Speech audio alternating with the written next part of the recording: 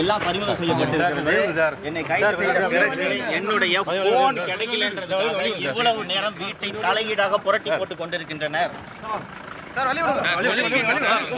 கையாளாத திமுக அரசு பொய் வழக்கில் என்னை கைது செய்திருக்கிறார்கள்.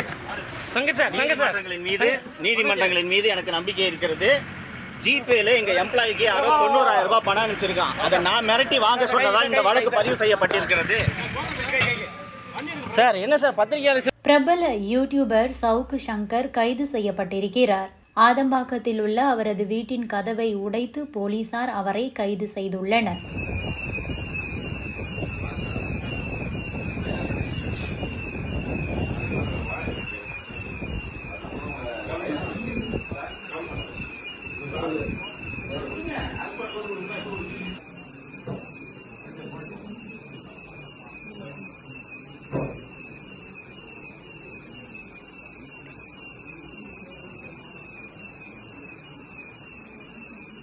எங்க எம்ப்ளாயி நிதிஷுக்கு நேற்று ஜிபேல 94,000 ரூபாய் பணம் வந்துச்சு. யார் வந்துச்சு என்னன்றதை விசாரிச்சுட்டு இருக்கிறதுக்குள்ள நாங்கள் மிரட்டி 94,000 எம்ப்ளாயி மூலமா வாங்கினேன்ட்டு ஒரு பிரச்சனை கம்ப்ளைண்ட் பண்ணியிருக்காங்க. அனானிமஸா இது போல ஜிபேல அனுப்பி பண்ண முடியுன்றத அது மூலமாக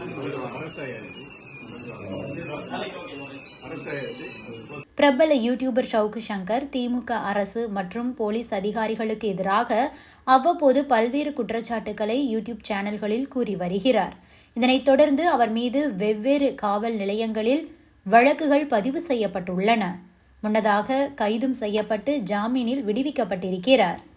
இந்த நிலையில் அவதூறாக பேசி தன்னிடம் 2 லட்சம் ரூபாய் பறித்துவிட்டதாக சினிமா தயாரிப்பாளர் ஆயிஷா கடந்த மாதம் சென்னை ஆதம்பாக்கம் காவல் நிலையத்தில் சவுக்கு சங்கர் மீது புகார் அளித்தார். இதனிடையேதான் இந்த வழக்கில் அவரை கைது செய்வதற்காக போலீசார் இன்று காலை அவரது வீட்டை சுற்றி வளைத்தனர்.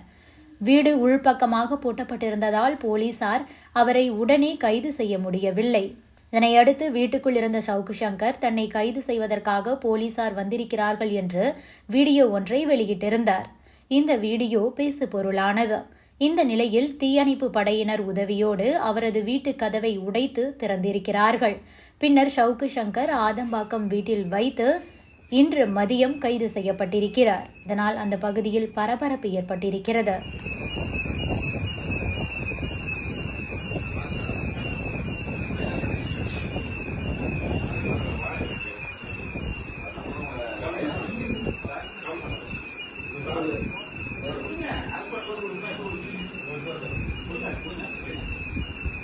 மற்ற